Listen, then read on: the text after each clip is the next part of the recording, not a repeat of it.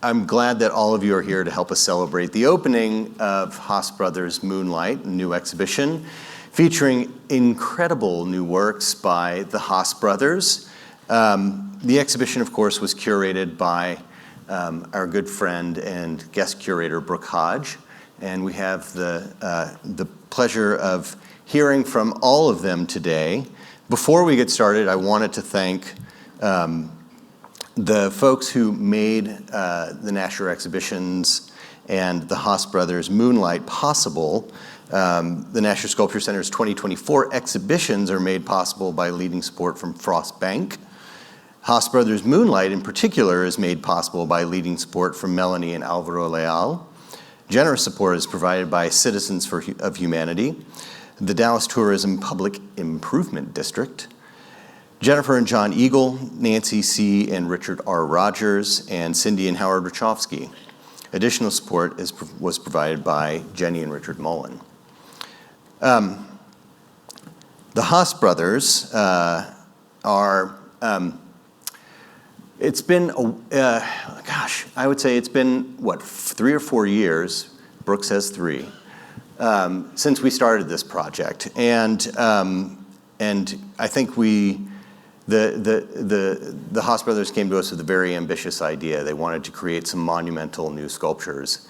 And we were thrilled with that possibility. And we were so grateful to them for all the work that they put into it, for Brooke for seeing this through, and also to the galleries that helped us and Nikki and Simon do this, Marion Boesky Gallery in New York and also Laura Reynolds Gallery in Austin. Thank you very much for helping us do this. The work of twin brothers, Nikolai and Simon Haas, troubles the traditional divide between art and design with humor, whimsy, and inventiveness. The Haas brothers apply conceptual rigor and a playful approach to art making to a variety of materials, including brass, bronze, glass, marble, porcelain, wool, and more. Having begun their career as furniture designers, their work often marries the functional and the fantastical: stools, mirrors, chairs, street lamps, and side tables with furry bodies or biomorphic brass feet and legs. Their sculptural works take the form of fantastical beasts, giant plants and fungi, and otherworldly aliens. Now based in Los Angeles, Nikki and Simon grew up in Austin, just down I-35 from us here in Dallas, surrounded by a family of artists and creatives. Following a childhood of creative collaboration, and I would imagine a little troublemaking as well, the twins found themselves on opposite coasts, Simon studying painting at the Rhode Island School of Design, while Nikki focused on music in Los Angeles. In 2009, they began collaborating on furniture commissions, officially founding their joint studio in 2010. Over the past decade, they've evolved from fabricators of whimsical furniture to genre-defying artists. Their work has been the subject of solo exhibitions at the Katonah Museum of Art in Katonah, New York, the Bass Museum of Art in Miami, Florida, the Savannah College of Art and Design Museum in Savannah. And their work has also been featured in group exhibitions at the San Jose Museum of Art, Anderson Ranch Arts Center in Snowmass Village, Colorado, the Shelburne Museum in Shelburne, Vermont, Sculpture Milwaukee, the Boca Raton Museum of Art, and the KMAC Museum in Louisville, Kentucky. In 2016, they were included in the Cooper Hewitt Design Triennial at the Cooper Hewitt Smithsonian Design Museum in New York. And in 2019, they were recipients of the Young Arts Foundation Arison Award. The Haas Brothers' work is in the permanent collections of, the Museum of Art of the Rhode Island School of Design, the Cooper Hewitt Smithsonian Design Museum, and the Metropolitan Museum of Art in New York. A survey exhibition of their work is currently being prepared by the Cranbrook Museum of Art in Bloomfield Hills, Michigan, which will open there in the fall of 2025, I believe, and then travel to MAD, the Museum of Art and Design in New York. Guest curator Brooke Hodge, you may remember from the last project we did with her, she curated the fantastic Thomas Heatherwick exhibition that we showed here in 2014 that traveled on to the Hammer Museum in LA and the Cooper Hewitt in New York. Brooke is an independent curator and writer. She served as Director of Architecture and Design at the Palm Springs Art Museum from 2016 to 2020. And prior to joining the museum in Palm Springs, Brooke served as Deputy Director at the Cooper Hewitt Museum in New York, and also the Director of Exhibitions Management and Publications at the Hammer Museum. And from 2001 to 2009, she was Curator of Architecture and Design at the Museum of Contemporary Art in Los Angeles, where she worked with our esteemed director, Jeremy Strick. And then from 1991 to 2001, she was Director of Exhibitions and Publications at Harvard University's Graduate School of Design, where she also held the positions of Adjunct Curator of Architecture at the Fogg Art Museum in Harvard, and Assistant Dean of Arts Programs at the Graduate School of Design. So it is my pleasure to introduce the Haas Brothers and Brooke Hodge.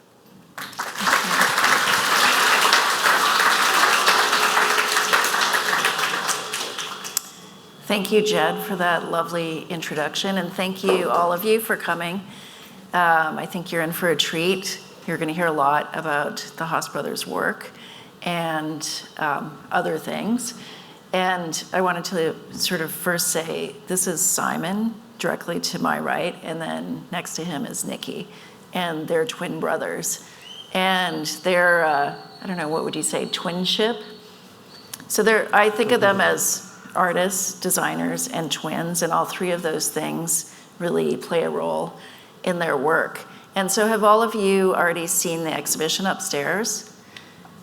So what we're going to do today is we're going to sort of take a bit of a journey back in time to talk a little bit about their background growing up in Austin and in a creative family, with a father who's a stone carver and a mother who's an opera singer, and how, some of their early influences in Austin, which directly influenced and inspired some of the works in this exhibition. And then we'll move on to talk about a little bit about their early practice, some of their pivotal projects, and then specifically about some of the projects in this exhibition, and maybe a little bit about what's coming next. And afterward, we'll have time for some questions from all of you. So look forward to that too. So let's start with talking about Austin, because you've referred to it a lot to me, and I know it's really important to you. And Nikki said last night that this exhibition is really like a love letter from the Haas Brothers to Texas, and that they're proud Texans, and that their Austin upbringing has been really important to them. Yeah, I mean, so totally, it's true. Texas is amazing, and Austin is a great place to grow up. Also, Austin in the 90s was pretty fun. There was a lot of weird, cool stuff going on there. I was talking to Jed about it last night. It's like such a music town that, well, here we go. That's cute. Here we are, twins in late 80s. I don't know if you can tell by the outfits. Just some cute ones. That's growing up a little bit. I love this picture of Simon on the phone, because that doesn't happen anymore, right? That's like a 90s photo. And it's just, I don't know. It's very 90s and cute. I feel like these sort of are indicative of our relationship a little bit too. Simon, that I'm grumpy? No, ask Colin and Laura what they would say about that. But, and Austin was a super fantasy world, right? I think we were pretty fascinated just by the commercial properties. Like this was a, like a bug control company. They end up with this Terminix bug. I remember everybody would use it as sort of like a landmark to go, take a left at the Terminix bug, and then, whatever. There's a lot of stuff like that up on the roofs. We joked that our aesthetic is like 90s stoner culture from Austin. And Manja pizza, like Chicago-style pizza, you're stoned, you order the Manja pizza, and they also have like a big psychedelic monster on top. And as kids, this to us, this was sculpture for us when we were kids. Like we thought of it as being a fun wayfinder, or just a piece. It's an object that grounds you in a place, and that we associate so much with Austin. And this Manja Pizza dinosaur comes up for me so often. as just an object that I'm in love with. Planet K Gifts was sort of this, off limits place we could never go. That once we finally got to get inside, there's like bongs and stupid smoke shop stuff. Yeah. But it was just so exciting to get to see it. Lucy in Disguise was this amazing costume shop where it had everything you could possibly imagine. When it had a zebra on top that had like a fruit basket hat. And like a flamenco dancer dress, I guess. I don't know what. Like Cheetah Rivera. Yeah, Yeah, totally. exactly. Or Carmen Miranda. Yeah, Yeah, totally. Yeah. And then Spider House was just a coffee shop we'd always go to. Whole Foods, we all know, and had more sculpture on top. For some reason, Austin was like the place where they always had sculptures on top. Didn't of it. Austin have one of the first Whole Foods? This That's was the the first one. first one. That's Yeah. it. And Yeah. we used to go there as Yeah. kids, and they've preserved this chicken, right? It's on a parking garage across from Book People, I think. But Yes, yeah, that's yeah, good. right, I'm glad it's yeah. still there. I mean, there are actually some weird sculptures still there, and it's pretty Texas. I went to Dolly Python here, and across the street there's a weird chrome bug. There's like another Terminix style thing. And I was excited to see that that's still alive in Texas. I guess Texans like putting stuff on the roof. So, more stuff. We love this place, Conan's Pizza, that was like Frank Frazetta drawings under like resin on the tables. Oat Willie's was a myth I still don't really understand, but there was like a head shop that was named after him. There was also this Hi, How Are You mural by Daniel Johnson that was really cool. And it was on a record shop called Sound Exchange where we would go get, cassette tapes, I remember, and CDs. And this form, the Hi, How Are You guy, has informed a lot of our sculptures. If any of you saw our snail show with Laura Reynolds recently, the snails are very much this character, and we saw it every day, and that's also still there. Luckily. And Kurt Cobain wore Daniel Johnson's shirt, which brought a lot of attention back to Austin. There you see him with Flea. MTV culture was pumping and kind of becoming this like movement. So, Butthole Surfers were super strange and cool and coming out of Houston, I think, but Texas. Willie Nelson was doing ACL. There was a lot of like cool music stuff going on, and all the aesthetic that kind of came around it, and the stoner culture and the college campus in Austin that really was where we got all of our initial aesthetic sort of, I guess, things we thought were cool. So this picture brings us to what this show is about, the show at the Nasher. On the right is a moon tower, and on the left is Treaty Oak. And we lived near Treaty Oak. It's actually a couple blocks from Laura Reynolds Gallery now, which is very cool. But we used to go there, and it was a really special tree to us. It's kind of like the tree in Fern Gully or Avatar. It's just a landmark tree. And our mom would explain to us that it was a spiritual spot, and it does have an actual cool history. But I remember people tried to poison it a few times weirdly, and so we always felt like this tree was in danger and it needed protection. And that spirit has come through a lot in the tree that we made upstairs here. And How old is that tree? Oh my! I want to say it's hundreds of years, but I don't know. It's a cool one. But the moon towers were awesome. There were like 30-something of them across Austin at some point, and now there's only 6, I think, 5 or 6. There was one right on the corner that we grew up on, 12th and Blanco. Nikki and Simon told me about the moon towers, and I couldn't really picture them, but then they described them really well, these sort of scaffold towers with all these lights that took the place of individual street lamps in neighborhoods, and so they would cast this glow over the area that was moonlight, like basically. a whole neighborhood. It's actually such a cool way of doing it. I don't know why that didn't become like a thing, but the moon towers were always really.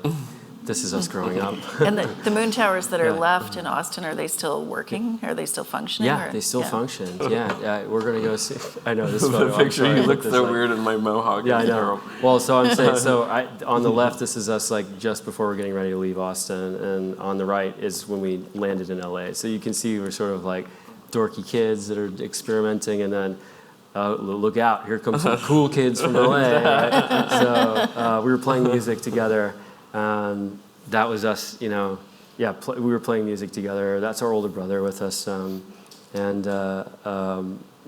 We toured for a while. It was kind of like the first way we, I guess, professionally collaborated, What was your band called? Oh, man. I don't even want to talk about it.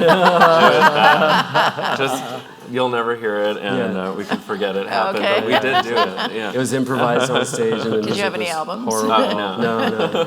No, I had to improvise like naked one time on stage. Like we were improvising music. We didn't have any set whatsoever, and the music sucked. But, It was painful to do and painful to watch. Yeah, but we toured America, so people showed up.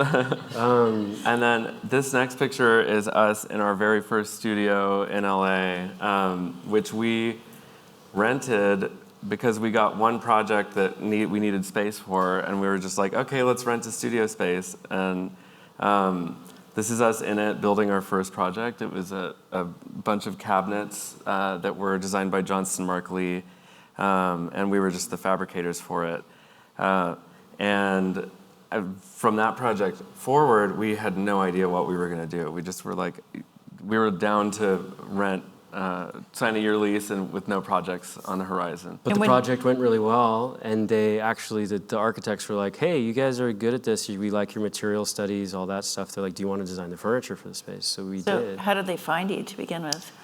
So we had a friend who he asked us for advice on, I studied architecture at RISD also, and he was really involved in he knew we were creative and loved throwing us opportunities, and he was building an office space, and he asked for advice on architects. And I was a big fan of Johnston Markley at the time, and I think we suggested them, and they wound up being the architect, so we got to sit in on a meeting. And they were really generous with us and allowed us to design some of the pieces in there. And then lucky enough, when we designed the furniture, I guess I could explain, but it's a convoluted story. We got the opportunity to shoot the office that we just built for wallpaper, which was great. So we got this big story in wallpaper. It was about our furniture, and that's what this. So it's funny, these pieces they're very square. I think you can kind of see that we were experimenting with materials at this time. These are truly our first pieces. This brass table here, we left it unfinished because we liked the evidence of people touching it. I mean, it gets you can see fingerprints on it here. And then it has, for no reason, these little bent back feet underneath it that are kind of like the way a gorilla stands with his feet backwards. I don't know why we put that there, but we did, and it actually sort of foreshadowed what we would wind up doing. Yeah. This is us with one of our first pieces. We hooked up with R & Company, it's a design gallery in New York, and at the same time got a project with Donatella. This is some of those pieces. We got a project with Donatella Versace, and so that was sort of like the beginning of our career.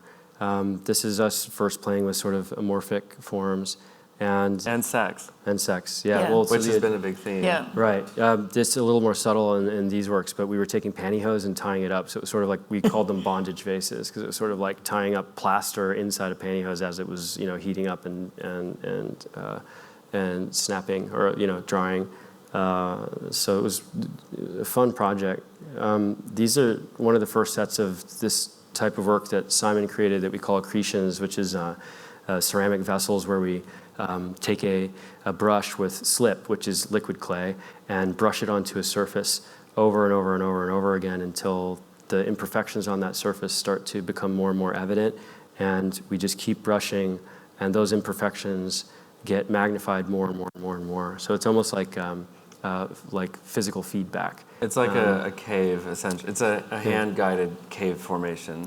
And it's amazing to see how little we were able to grow them, actually. Now they're very grown out. There's more later, I think, that you can see. But that was our first sort of foray into emergence, which is super present in this whole collection of work that we have here at the Nasher. And I think these were some of the first pieces that people really started to notice when your name started to be on people, people were talking about you, like, oh, have you seen the Haas Brothers? They're doing this. And Yeah, it's true. Yeah. Ceramics were, I think, our first real thing, which is funny because we were not ceramicists, but we did like to experiment with things. And this was this is a result of just wanting to test everything you could possibly do with any new material we got our hands on. So the reason this body of work would be considered emergent is that there's a very simple rule, which is like take liquid clay with a brush it over and over onto a surface, and if you do it long enough, eventually you're going to get a super complicated texture that grows off of it. So the hand is in control, the human is doing it, but you can't exactly decide what is going to happen. So it's an emergent process, which is really fun. I want to say just a little bit about the sort of concept of emergence. Sure. Yeah, And so that people can sort of have that in their minds as we're looking at some of the work. Yeah, And so I mean, we grew up also in Texas. There's a lot of caves, and we went to inner space caverns a whole lot, which is super cool. Inner space. And it's between here and Austin. It's pretty close to Austin, but we went there frequently, and I was always just in awe of the cave formations. There's something called cave bacon, especially, that I wanted to understand how that worked. And when we started using ceramics, it kind of dawned on us that it had a similar thing. It is some stone basically suspended in water. So we knew that could be used in that way. But I'm also, like when you see old stone staircases that have dipped in a little bit because people have walked on them so much, that's emergent because it is the result of, that's what happens when people walk upstairs for hundreds of years. The caves formations are an emergent property of water that has calcium in it dripping for millennia. Emergence is it's a property of something being created out of kind of a repetitive or a rule-based event. that you can't really predict Right. Exactly. initially. So it's not Yeah. something that you envision. It's something that grows organically, and it's going to take its own form. Yes, and one thing that's so beautiful about it is that it exists. Whether you see it or not, it is there. Things have emergent properties, just like numbers. You don't invent a number or a formula, you find it. And that's really exciting to me. We're not inventing what happens when clay gets brushed like that. It's a discovery process. Yeah. Like wetness is an emergent property, right? A frozen ice cube melts and wetness comes about. Consciousness is technically emergent. You have this like brain matter, and you have like unconscious action inside of your body, which is emergent, and then you have consciousness, which is doubly emergent, which is really interesting. Like if you have two mirrors on either side of you and the tunnel forms out of it, that would also be something like an emergent property. Oh yeah, I mean, we used to have a camcorder that we pointed at the TV. Plugged I into don't the know if TV. y'all have ever done that, where Yeah. and it makes a crazy tunnel. And that is emergent too. That's actually called a strange loop.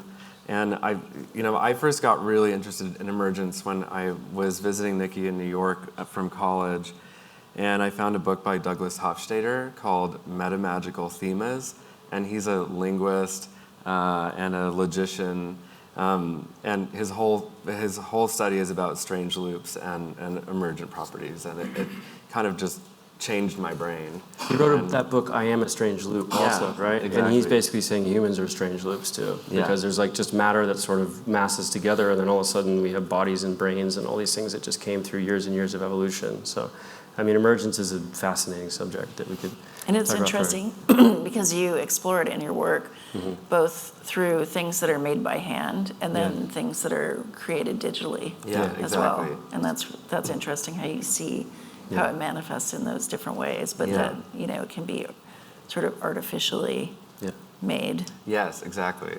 Yeah. It's just beautiful and natural too. It's just nice. But so Donatella Versace was talking about earlier, just photos of us with our kind of early projects that were really Pivotal. Can you hear Nikki? Oh, maybe move it up a little bit. Like this? There we go. Yeah. some early projects that really kind of put us on the map and gave us enough visibility that we could start making more work on our own. We did a chair for Donatella, a collection of prints that ended up in the women's fashion show. Beyonce ended up wearing it in one of her music videos. Texas connection again, right?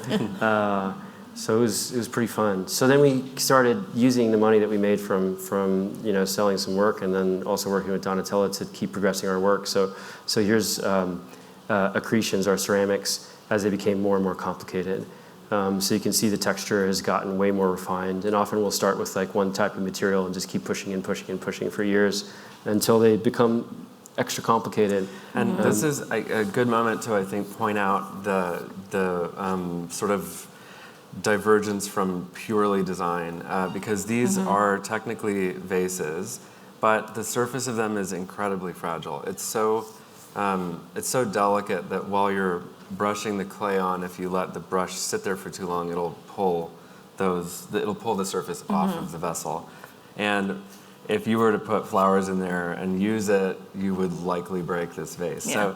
So that was an interesting sort of tension point for us, and I think we liked using the functionality as a medium, or just like That's sort of foundation or basis for the... Yes, exactly. Or the function is almost a punchline in the art piece, which is kind of cool. Yeah.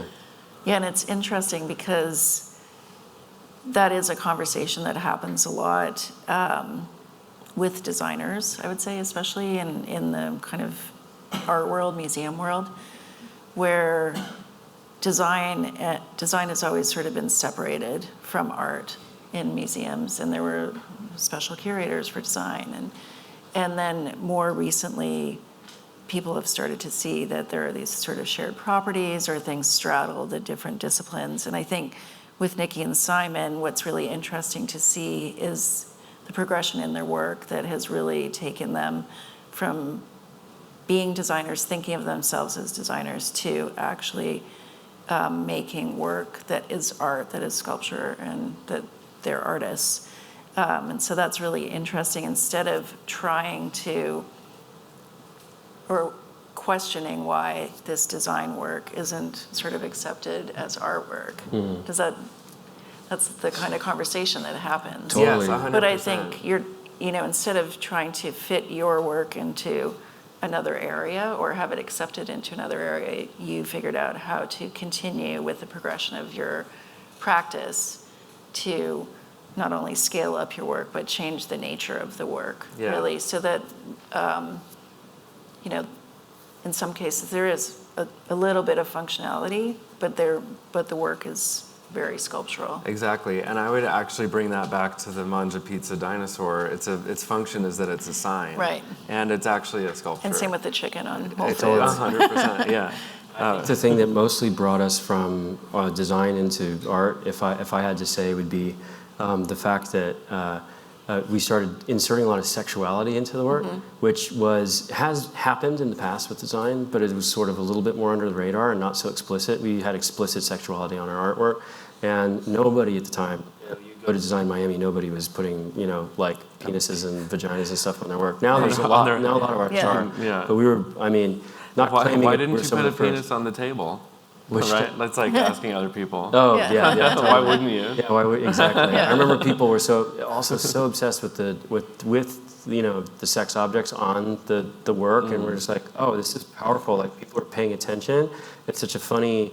Honestly, it felt almost like a cheap trick. Like, just put a dick on it, and everyone's gonna look at it and touch it and want to be around it. But there was more. There was more to it to that. Deep. So There's you more took, to it, which you one-upped Michael Graves. Yeah, totally. Well, I think what we noticed actually is that there were people interacting with the artwork in a different way, and a lot of the time we would like hide them inside of fur so that someone would have to go find it, and then they have a different relationship with this chair than you normally have with one. There was engagement, and then the Yeah. practice became social. Yeah. That was literally, it was That's that the simple. turning point. You know what I mean? To People wanted to become a talk about social it. They wanted, practice. Yeah. it was social, and that, And you're working beyond the medium. right. Yeah, exactly. Totally. And now it's funny because like once that conversation gets put into a venue or a practice, like Design Miami was really where we were like cutting our teeth and making work.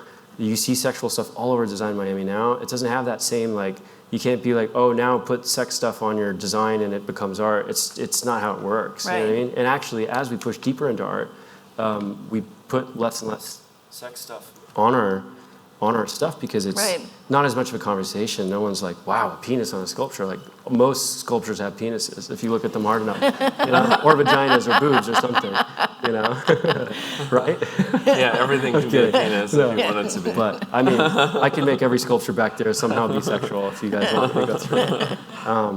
Here's a sculpture that we included because it's a good reference for the one that we put in the back garden, and it's what we call a Zoidberg. It's that form with these sort of phalanges because it was based on Dr. Zoidberg from Futurama. He has these like very like kind of phalange lips, and you know it's you know like just a cartoon reference that really has to do with our bringing in Austin. Some more images of that. These were also light fixtures, but they made about like a quarter watt of light, probably. They more just glowed. We would make it in stone. Yeah, sorry. No, after you. No, I was going to ask if you had a picture of Zoidberg, but no. No, That's fine. I should have, but I don't.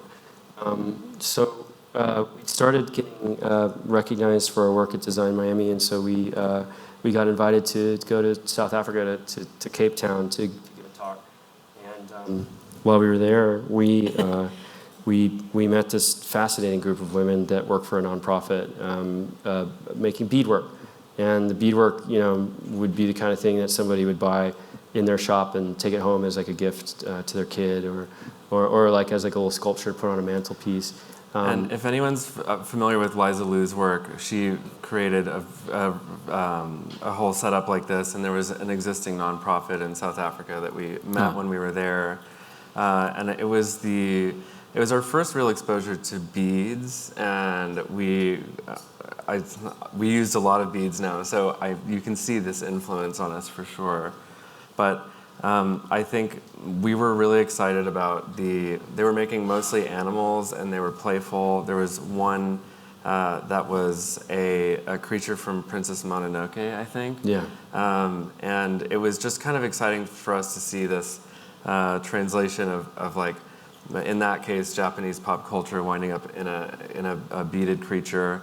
And it also really resonated with the cartoon aesthetic that we have and hadn't really inserted into our work until then. So we saw this group of women and we saw an opportunity to sort of elevate what they were doing because their practice and craft was so strong and so underappreciated. So we just saw this moment of like, we can bring this into a bigger stage. We've just been asked to do a retrospective. I mean, a group of works at the Triennial at the Cooper Hewitt. So we asked them to collaborate with us. They agreed, and it was the first time we got kind of again deeper into our work as a social practice by bringing large amounts of art fabrication money into a reality with the work vacuum. So many of these women needed work. So it was a really good feeling to get to do it. And I would also say that as twins, we're very, very used to collaborating. And it's natural for us to, that's a natural state for us. But we hadn't really collaborated with other people up until then. And it really was such a wonderful experience. Anytime you travel or work with someone new, or meet new people, it just changes you a tiny bit. You start to have new ideas. And this was the most unusual work situation we'd wound up in. Yeah. And you can see from this point forward, our work took a complete right turn. Yeah, and I remember when you did that installation at Cooper Hewitt, and I think that is when I first met you in person. Right, yeah. And all the women who did the beading with them came to the opening. And they were so proud of their work on the project. Oh. And it was just phenomenal to see all those creatures and all the beading and how colorful it was and lively. And it was the opener to that triennial, which was called Beauty. And so that was the first installation that everybody saw when they went into the exhibition And they've space. assigned us so with cool. transgressive beauty. That was the assignment, right? And I think Right. they're asking us to transgress by like putting, again, dicks, boobs, and vaginas on stuff. Yeah, and we're really like, questioning well, if they the ask us to idea do of that, beauty. we're not transgressing. We need Yeah. to transgress in another way. And the way to do that Yeah. was to give away our platform to somebody that, or share it with. So Yeah. we listed it, instead of it being Haas Brothers, it was a list of all of our names, and I think Right. so we had started out as art fabricators, and we did a lot of projects. It's normal for an art fabricator not to be credited, Right. but we had been in that position many times, and we felt like it would be nice to recognize that we all actually created these things together. Simon came up with this great idea because the women were having to travel back and forth between Kailicha and Cape Town, which in a car is like 15 minutes, but for them to take a bus and in order to get there, it was like a 2-hour journey back and forth. So we were really trying to buy some property inside of Kailicha and get the nonprofit to move their operations there, and they were just like strictly against it. So Simon came up with the idea of making small parts that could assemble into much larger works. So this is a really good example here of one of the first that we made where we had the women so they didn't have to travel in, they could study, they could raise kids, some of them were sick, so it was like hard for them to go back and forth. They could, have like a small bag, fill it with beads, go home, come back weeks later with just many parts, these like little discs that we would then assemble onto like a larger structure. Just to tell you what the function of this piece is, it's a chair. Right. But Yeah. I challenge you to figure out how you would sit on Yeah, it. you could sit on it. There is a way. This is just photos of the women, which is really cool. I didn't include a photo. I almost did, but what's really rad is that these women, when we showed at the Cooper Hewitt, these are really like sort of a lost people. They're in a country that doesn't. No, I don't mean lost. They're actually absolutely not lost, but they're in a country that they are so underappreciated for so many reasons that I think you can all just sort of understand. And Beyonce came and met them at the Cooper Hewitt, which is like this huge moment of just being like, I see you, you're incredible, you're making awesome work, and you deserve to meet somebody like Beyonce. And for us too, by the way. I mean, that was a huge moment for us to meet her as well. And Beyonce loved their face paint so much that she actually, 2 months later, put it in a music video, had it on her.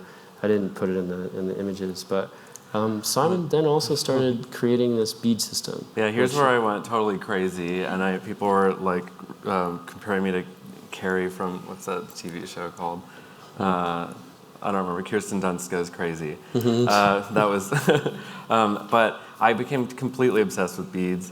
And I'm a real systems person. The ceramics that we had made, I was trying to just test every single little thing, and I'm also completely happy to sit and do the same thing for a year and just think about it while I'm doing it. So I was thinking about an abacus as a counting tool. I was thinking about, I had read something about knots being used as a writing system, and I wanted to figure out my own sort of way of programming beads. So an easy way to explain this is that since beads are units, or it's one bead, you can count them. I decided to assign properties to a black bead and a white bead, and then write down rules for them. So I'll say something like, if your string is exiting a white bead, string on one black bead, and if your string is exiting a black bead, string on one white bead and one black bead. And then if you follow that rule over and over, that one will actually produce the Fibonacci sequence, which is wild, and I was like, oh, there's so much in here that I need to explore. Emergence, right? Again, yes.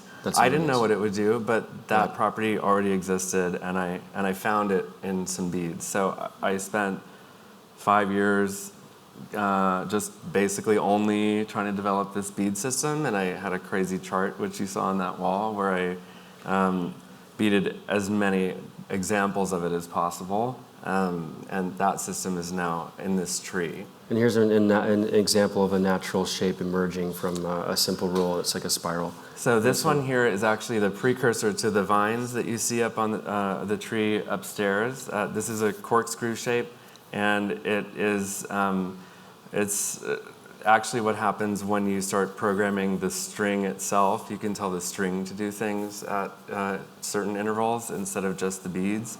And on this one, there's a tube being built, and on one side of it, a little bit more gets added every single time, and it forces it to curl.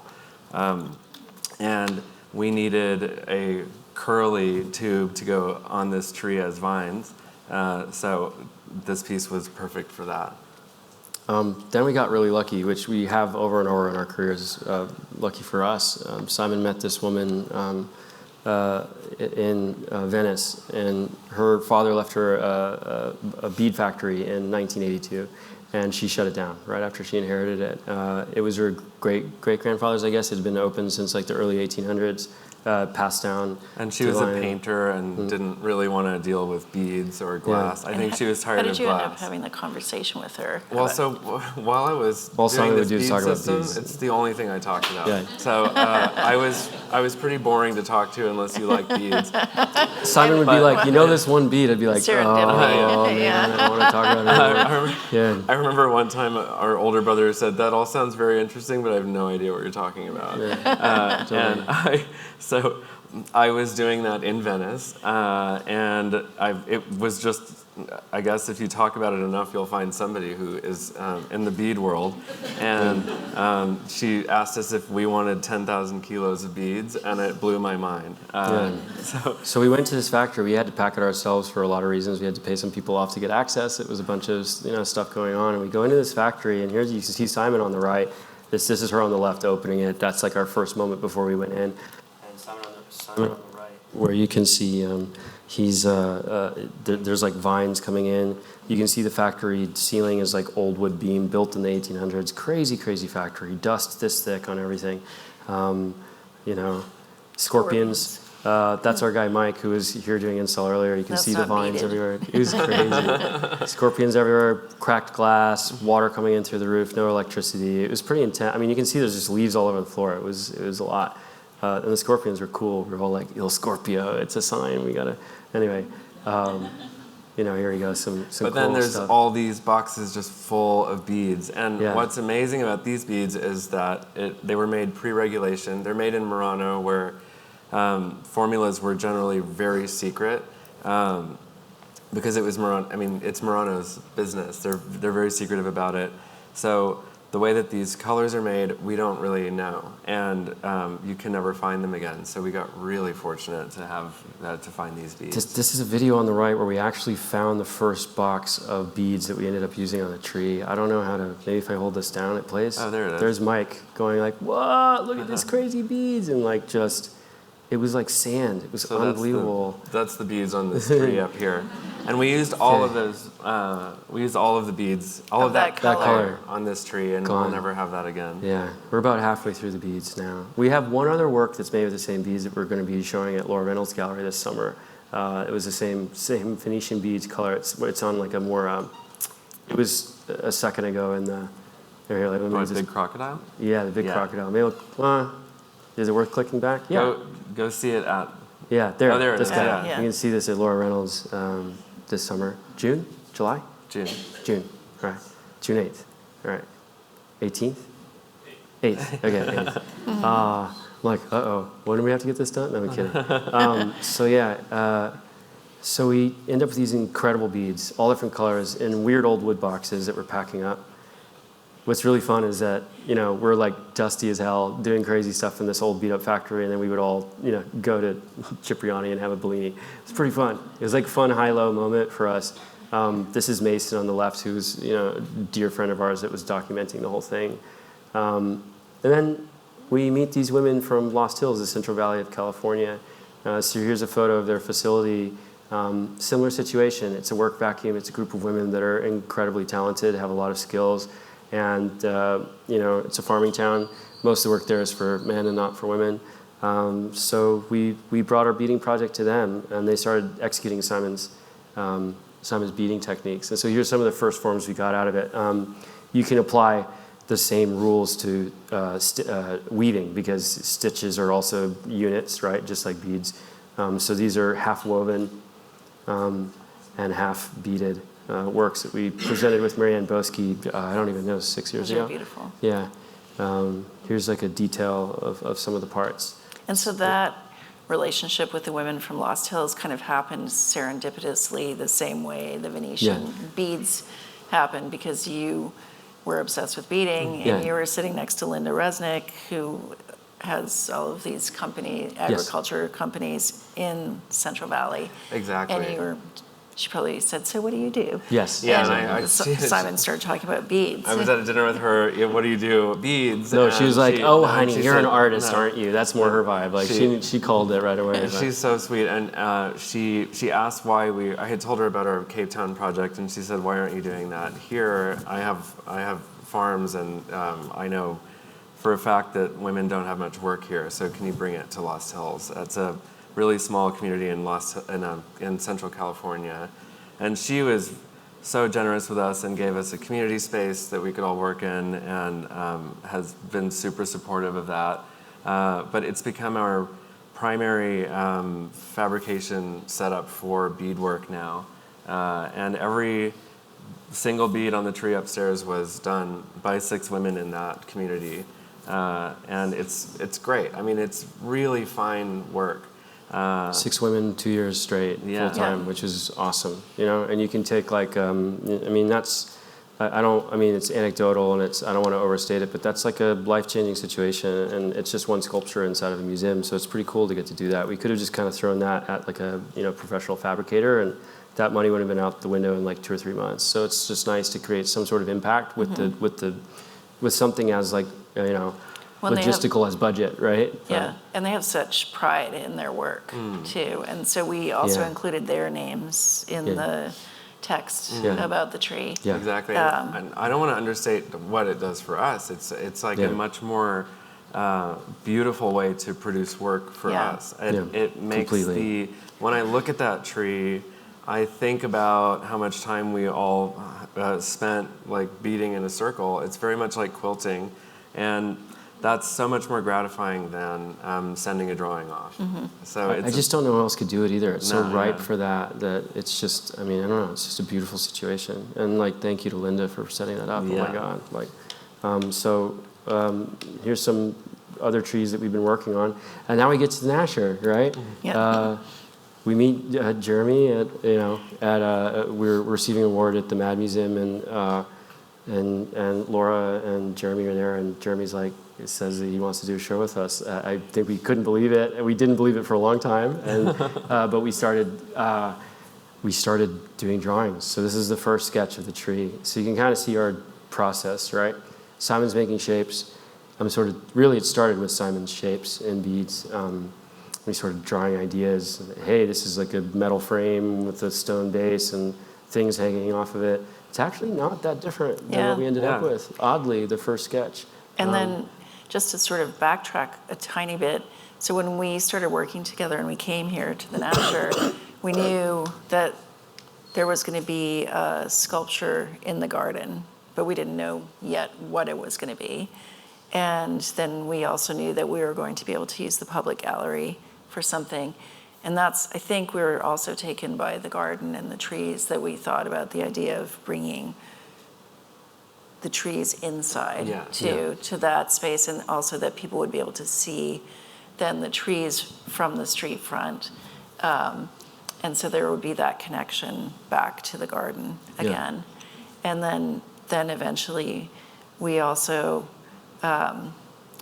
talked Jed and Jeremy into letting us use Flora Street for the Moon Towers. So we love the idea of just drawing the visitors in by seeing just one kind of body of work first, and then coming inside the museum and seeing the tree, and then moving through the museum and seeing the sculptures in the garden. It's like a progression from like the most public to the most intimate almost, like anyone on the street, you can look at it. Then you're in the tree, which is also partially visible from the street, and then into the garden where you're kind of like, oh, I didn't even know this existed back here. Like you could walk by it every day and have no idea it was there. But, so Simon made a rendering of the tree, which is also pretty dang accurate. And, just more images of that. Simon's a whiz with the computer, if you can't tell. The women got to work. This is like day one when we started again. Simon showing them how to create this specific system of the vines and the leaf shapes. This is some of our first samples when we started getting them back, and we started assembling them. This is our guy Jason inside of our LA studio, putting them together first. And Jason's become my bead protege, so now I've handed it off to him so I don't go too deep. He's just one of the strange minds that will absorb bead patterns. Yeah. But, And what's really interesting to me about the beads for the strawberry tree are that the beads for the piece at the Cooper Hewitt or all of the individual elements of that installation, it was more about creating a sort of surface or a skin for the objects or the animals or the creatures. And in this case, the beads are really creating something three-dimensional. And that seems really new to me. Yes, and that's what gets me really excited. And I've always thought that like zebras or anything with a pattern on it, the pattern and the shape must be kind of connected to each other. Like how come shells have these weird patterns on them? And in this bead system, I was really intent on making shapes from patterns, and that's what it is. And also the fact that they're strung together makes them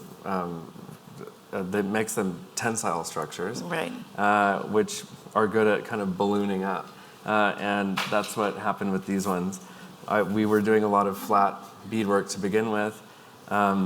Nikki suggested that we make puffy kind of tongue-shaped leaves, and instead of beading flat or in a circle, we just beaded in a figure eight, and it made a puffy tongue shape. So that's pretty cool. You had this big super sculptural tree, and then these like flat leaves. Like it just didn't feel right. You know what I mean? So it needed to be a little more complicated. But so the leaves started coming in. We started experimenting with the blown glass.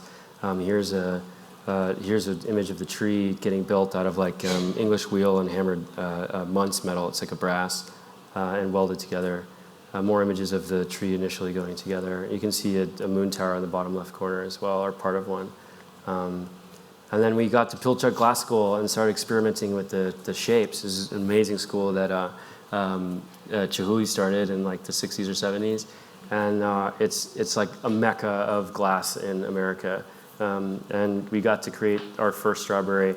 We ended up deleting the glass leaves off of it because we decided to replace them with the beadwork. But what's cool, so that last picture, we don't know much about blowing glass. It's really, really difficult to do.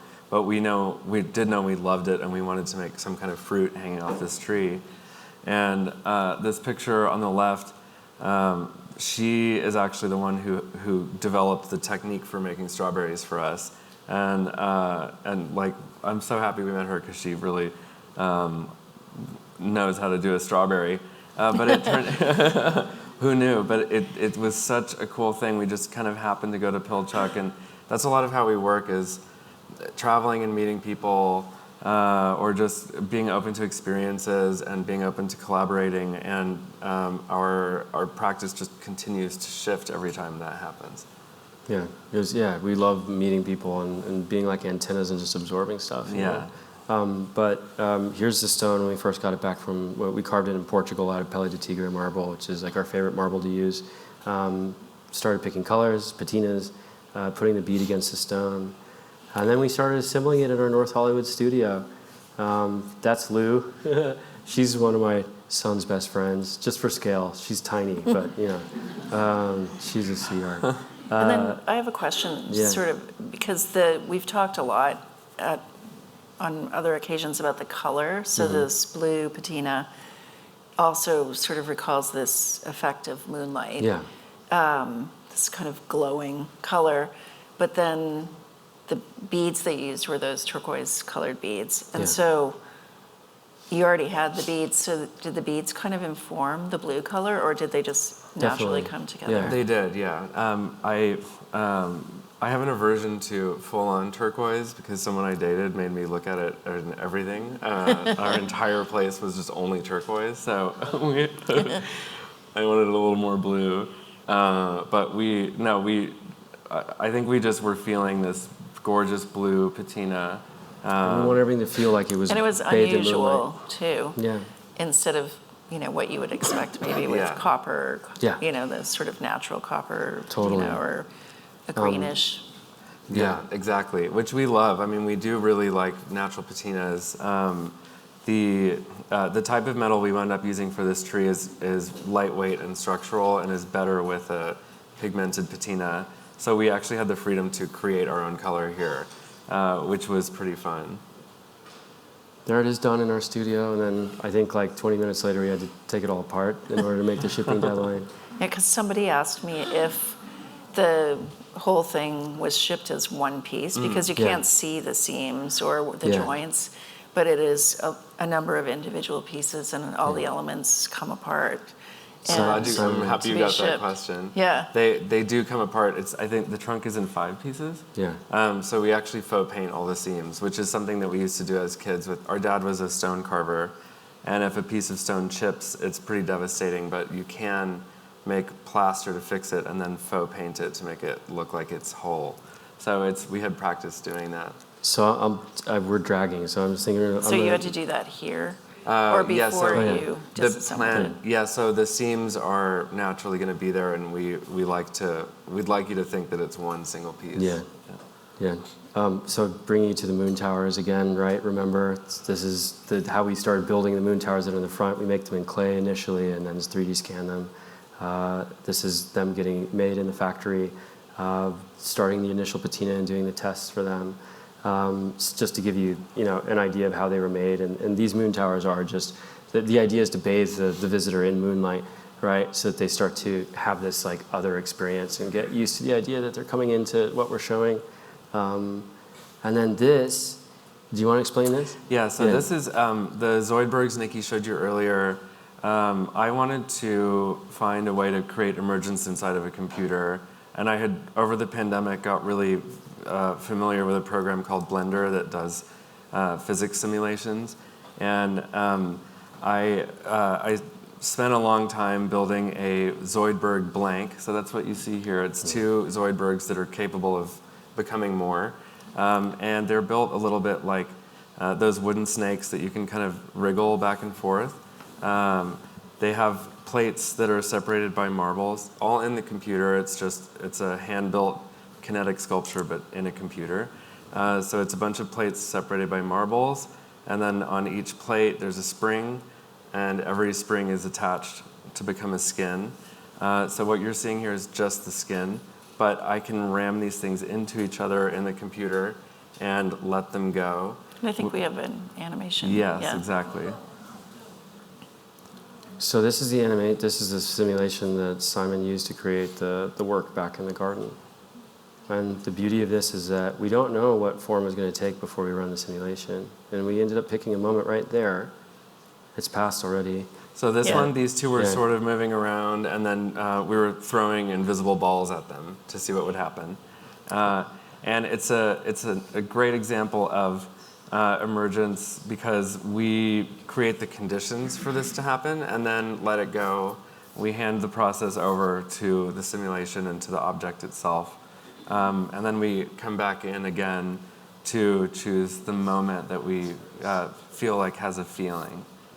And then the nice part about after that, you have another moment to sort of experiment with emergence because the person looking at the work is going to project themselves onto the work. They're going to decide what it's actually about. So if you look in the back at the piece, I mean, are they embracing? Are they dancing? Are they fighting? It's kind of up to the viewer. I heard a lot of different opinions last night about what people thought it was actually doing. And so that emergence in the viewer themselves is, in a lot of ways, the point of art, right? The ambiguity, the experience, the moment for the person to sort of get into it and decide for themselves what a work is actually about. So this is sort of our, like, I would say, like our purest form of like, you decide, what is this work about, you know? And this was Simon's first rendering in the back garden. And this is it being built in the factory. Me looking like a goofball. I used to have long hair. And so Nikki would go, yeah. Oh, they were cast in China, and Nikki would go over to check on them and check on the quality. And particularly toward when they're nearing completion, to check on the patina, because that was going to be ultra important to all of us. Super important. That it, was the right color. Exactly, because we're using it on all of the sculptures here. I just go back to China in June. I'm like, talk about jet lag, Jesus. Anyway, that's it, guys. That was the show.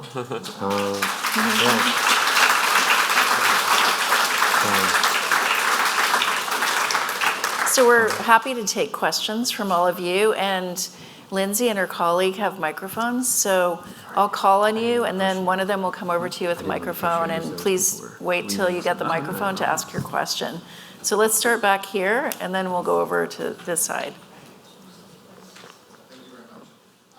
The initial ceramics you were showing, the cylinders, when you were talking about that, that was very fascinating. And to me, they seemed like player piano rolls. Oh, yeah. And I was wondering if that texture would like make some kind of chaotic music if you were to like transfer it onto some kind of roll.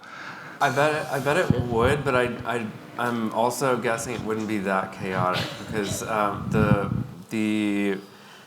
any material will self-pack. And it's going to pack in a pattern, and that's kind of what I've discovered through all of my experiments with these things. It might seem chaotic, but I bet there's some sort of pattern there. It'd be something at least repetitive. Yeah. It'd be cycling itself on some level. But yeah, totally. And over on this side, I think somebody had a question. Sorry. The adult in me loves the complexity of your work and the systems of the beating and all those things. The citizen in me loves the corporate responsibility or the social responsibility of including marginalized communities and kind of uplifting them. But the kid in me who grew up going to Conan's, cashing Capital Metro to go to La Fun and Einstein's on the drag to go play arcades, like that child in me, that kid in me, gets so excited looking at your work. Austinite. Yeah. Oh, yeah. I mean, thanks for the stroll down memory lane. Yeah. But how do y'all stay connected to that youthfulness? You know, a lot of that is that because we're twins, and I think you can tell we're both really different, and we have kind of different approaches to making work. We are always drawing on a common bank of experiences, and a lot of that is our childhood. And we also I like to say that if a baby weren't cute, it would be kind of hard to take care of it. Or it would be harder to take care of a baby if it weren't so cute.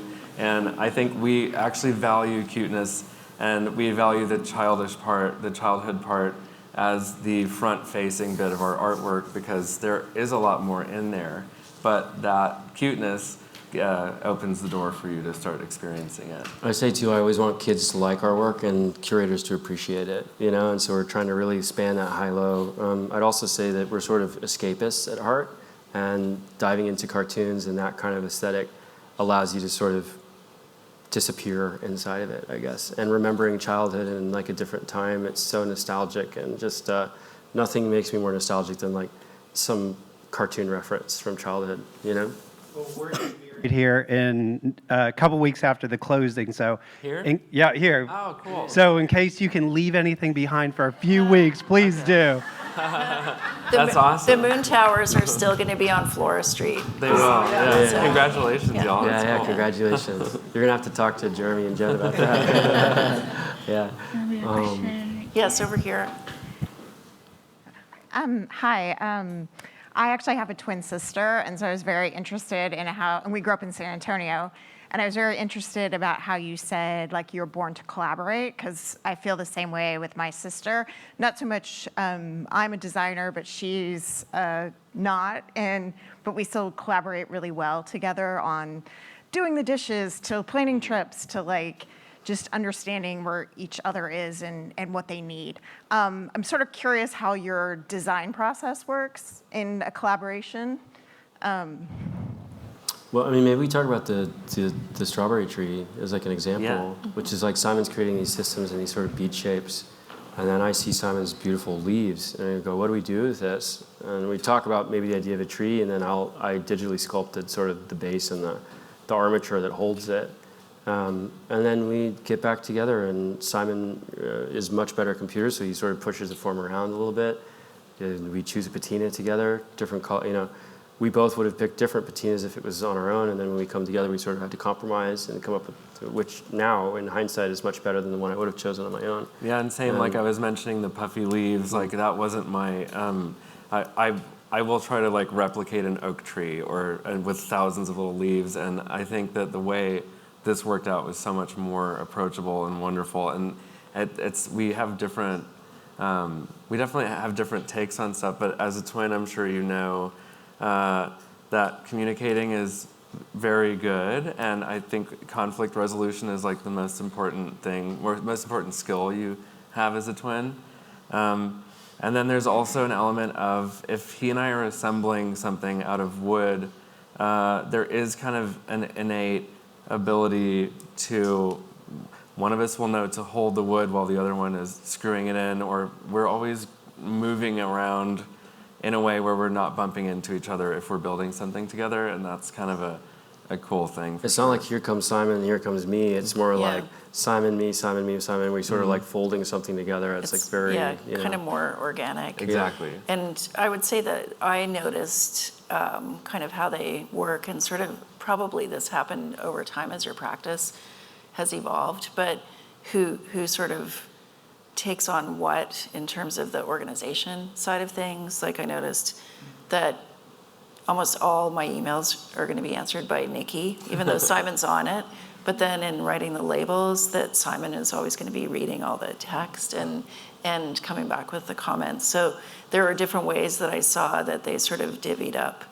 And it's probably based on who enjoys what part of that the most. Exactly. And or that you two think which one of you is better at that, or likes it more. So it was interesting to see that. So it wasn't sort of always like, and I felt like there were always two voices, but they were always kind of coming together over the course of our discussions, even in the studio visits too, when I would go.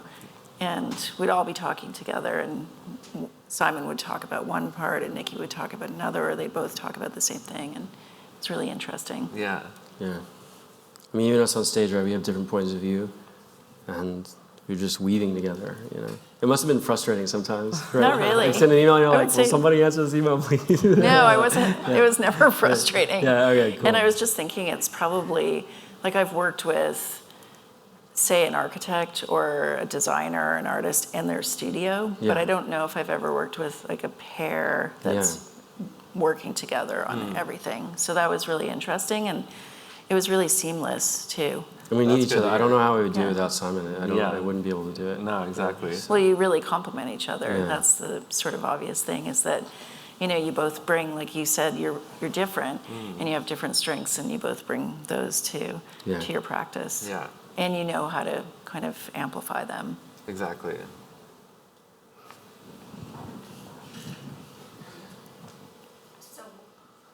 I don't think it's on. Oh, yes, it is. So what have you learned in this project that's expanded your relationship as creators? Oh man, I'm so grateful that we got to do this project. There's a lot of moments in our career where someone has taken a big leap of faith on us, and that's Jeremy and Jed, and I mean, y'all have given us the opportunity to make this tree that we've been wanting to make for so long. Yeah. It's hard to make. And Brooke and Laura too, and Colin, you guys all supported us so much through this process. I think that was one of the big learning things, is like realizing how many people we have around supporting us to make this stuff. It's amazing. And I the mean, whole team that built everything it's too. truly not just us, Yeah. but like making a tree at this scale out of beads like that isn't something you can do casually, and you need, truly, we can't just do it because we want to, and it was a real gift to get to do that here. So I think I would say that the main lesson we learned here is that we're, in a way, exercising restraint and putting all of our resources into a few perfect objects rather than a giant collection of, you know, we used to sort of scattershot all of our ideas and fill a room, which is still cool, but this was us like really intentionally making the best objects we could. I think I also learned that, like, I felt really unworthy of this show when it was first offered to us, if I'm totally honest. And I feel like now that it's done and seeing the night last night, I'm kind of like, whoa, maybe we belong here. Like, it looked really good. Like, it was kind of cool. And people liked it. You know what I mean? Yeah. But like, just so thankful how many people have given us the platform and taken risks on us and supported us through this process. It's pretty beautiful to learn that was part of our, I don't know, our reality, right? That we have a family really that's here to do that for us. So. Two more questions on this side. Hello. Curious if either one of you have ever wanted to have your own Beyonce moment, and by that I mean break away from Destiny's Child and do a solo project.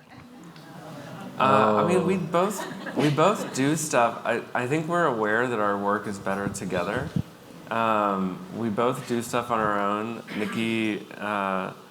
Nicky designs furniture on his own for sure, and like makes his house beautiful. I do drawings that are kind of in the vein of Tom of Finland that you don't see much of, but we're not. We do definitely let each other work on other projects all the time. But at least for me, and I think you too, our primary focus is doing stuff together. Yeah, completely. Because it's gonna always be better. 100%. Yeah.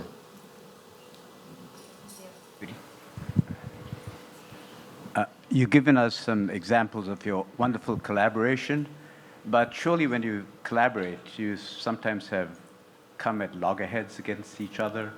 I'm just curious as to how, if you resolved it, how you did manage to do that. Well, the head knocking is actually the magic of the whole process. I mean, if I'm honest, when we disagree on something, we have to come somewhere in the middle. It's always so fruitful that, I mean, maybe earlier in our career, we had some head knocking where one of us really believed we were more right than the other. And I think when we started, certainly on this project, it was just like trust and find a solution. And I don't know, we're turning 40 this year, and I don't want to have fights in my life anymore at all. And it's like, I don't know. We've had some tough moments, but they weren't really about the work. It was always interpersonal bullshit that we had to work through, And I think we've worked through a lot of it. And we're really good at communicating with each other if we're having like an issue, and we're better at like seeing it coming a long ways away. I've never felt better walking away from an argument where it's still happening than I do if it is resolved. Yeah. I want Jeremy. Jeremy has a question. I definitely want him. I just wanted to mention having wanted to make the tree Yeah. for a long time. So having made it, what's the next big thing that could be far out there? Yeah, so the next big Jeremy's asking about the next big thing. We have actually a list of things that we've wanted to achieve. The funny thing is I can't remember some of them, but we did achieve them. But like one, we wanted to make an award. We ended up making an award for the Academy, which was awesome. And then we wanted to one of the oldest goals. What are the other ones? I can't remember. I don't know. We had 2 or 3 others. We really wanted to make a tree in a great museum, and I mean, I think we knocked that one out of the park. And then the main one we've been wanting to do is a not necessarily a church, but kind of a space where the purpose of the space is just to feel awe. So like it could be a synagogue, a mosque, a meditation space. It could be, really, that comes from loving the Sagrada Familia so much, the Gaudi space. Just a fully inclusive, large-scale space that people could walk through and just have an experience. And maybe there's some sort of, like a church, you would have moments where people are, talking on a stage and there's a performance or there's some sort of gathering that could be part of it. Where the function is gathering and feeling awe. And actually, I think that the tree comes sort of close for us. Yeah. We've been sitting under it a lot and talking to people, and it does have a little bit of a bubble underneath it that feels nice. It's edging on architecture, that tree. It's getting close. It's like definitely sculpture, but it has spatial value for sure. So. I've got a question that's similar to yours, Jeremy, where I think that one of my favorite things about you guys and following your work and your practice is kind of trying to figure out how to get inside of your brains and your hearts and your imaginations and just sort of see what you are curious about and what I think your presentation really kind of also showed the process of your work and how kind of one thing leads to another, and you're just curious about beads and like you don't know where that's going to lead. Curious what are some emergent properties that you have sort of discovered but you're not quite sure, like you're curious about them but you don't know where they're going to lead, or like what are some materials that you're curious about but have not figured out how to work yet? Like what are the threads, what are the strings you're going to go back to the studio and like pull on to kind of, without really knowing where they're going to go, that might lead to some of these things you're talking about, but like who really knows? You know, we've been experimenting a lot with paint in the studio, and we just had our first painting show, which was right before this one, which was super successful. And that was, Simon was really like pushing that. Although that was collaborative, I have to say, that R&D sure. was, which is nice for me to insert myself into R&D, because usually I'm too stupid to figure it out. Oh, stop it. but I mean, paint was a big part of what we were working on. Definitely. Simon's been experimenting a lot with coding, and we've made some works based with coding. Yeah, code for me, for sure. Explicitly writing in Java rather than programming beads or patterns or something is pretty interesting to me. I do like materials more than being in a computer, so it's a curiosity, but the painting is definitely something we need to explore a lot more of. We've made 9 We pieces. made 9, so we need to make more to get it really good. There's a lot more there, and what I love about that is that there's a pattern that runs from top to bottom on these paintings, and then there's another pattern that grows off of that in 3D. So it's like a 4-axis. It's like a double, yeah. And Yeah, they're really amazing. they're cool. We've barely started to explore that, so that's probably the one. Those are emergent. The coding is emergent. There's also some things that aren't emergent that we've started working. Well, I mean, like the tree. That's the first one. We're gonna have to keep pushing that. I don't know what the next one's gonna look like. And then also architectural space, like what we've been talking about, is also starting to find its way in. Simon's messing around with a video game engine where he can make spaces you can walk through with like a PlayStation controller. We're also pushing scale. The tree's the biggest thing we've made to date. And then 2 months from now, we're installing the largest thing we ever made in Chengdu in China. It's like 57 feet from tip to tip and permanent. So it's like, if I'm totally honest, don't tell anybody, secret. I'm kidding. But like, oh my God, is it a secret? No. I don't know how well it's gonna work. I'm gonna go visit it in June. I don't know, we've never made something that scale. And the tree was sort of like that too. We didn't know what it was gonna be until we saw it in the space. And so it's like, I know that's not a material, but experimenting with scale on that, that scale is big. It's really big. You don't know if it's going to work. We made jewelry at one point in the beginning. It was like really weird and not great, and then it got really good because it was so small. But yeah, to make something almost 60 feet, I'm just kind of like I'm a little nervous, to be honest. And I think it's going to work. It's looking cool. You guys have seen some photos, but like I'd say painting and programming and scale. And also the new studio. So new studio. You're on the cusp of moving into a really beautiful new studio space. They bought a building and they've been working on renovating it.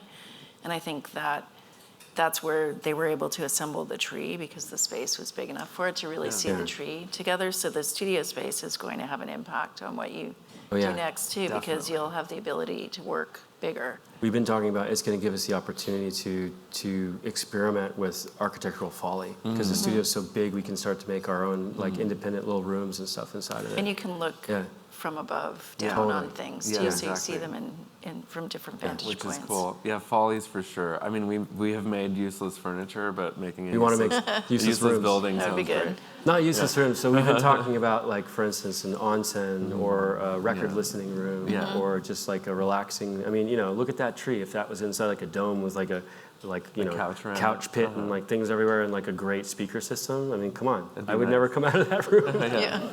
It shouldn't exist. I'll never see my family ever again. Yeah, they'll all be in there with you. Yeah, totally. Yeah. I think we'll take one last question back here. And then we'll be upstairs, and maybe if people want to come out into the garden and take a look at the emergent Zoidberg out there and ask Nikki and Simon any other questions, we can do that. Hi, yes, so my question, I'm also a twin. I have a twin sister. We're both creative. And one question we always get is, who's older? Because that always seems to really happen. I'm also older. I got the vibe. Okay. So my artistic question for y'all is, you've been talking about, getting more into the computer and coding and everything. Have y'all started to interpret any sort of like AI or anything into your work or to help build your... I don't like AI. Okay. I don't either. I just didn't know if that was something y'all were experimenting with or... No. I think I was excited about AI helping with traffic patterns and stuff, but I'm like, don't come for writers and painters, please. I think that it's... computing is really fun if you're what I love about computing is when you write a program, you're starting from scratch. You have a blank page in front of you, and you have to create every parameter in there. And in that way, it's one of the most creative things you can do, and it's very difficult. We don't like to make anything in a simple way. So when it comes to like create this image for me, that's not our style. Yeah. So not AI, definitely not. I mean, I find AI super fascinating. And also talk about emergence. I mean, holy shit, you know? And then not just AI itself coming from a program and then like, you know, becoming recursive. That's like singularity, right? That's like the ultimate emergent property in a way, right? Because then there's the potential that we've given birth to the next step in evolution. And a big one too, not just some little thing like our ears get a little bigger to hear better or something. It's like, you know, mega intelligence. But I don't even know if I believe it'll happen. But I find it fascinating as like a subject, but not as like a studio practice. I don't know how we would integrate it in a way that would feel substantial. I think a lot of AI is pretty, like AI use instead of art is kind of like slapping something on art to be like, and it's much deeper than you expect, but it's actually not. It's a program that someone else wrote, and now I'm like adopting it into my artwork. And we're not programmers on that level, or I'm not a programmer at all. Simon's not a programmer on like an AI level. If he could program AI, I promise he would be in our work, but he can't. So, right? Exactly. Yeah. If we started from scratch, maybe. Yeah. But thank you guys. Right. Thank you, everyone. Yeah, thank you. So happy to be here. Yeah. Thank you, Brooke, too. Yeah.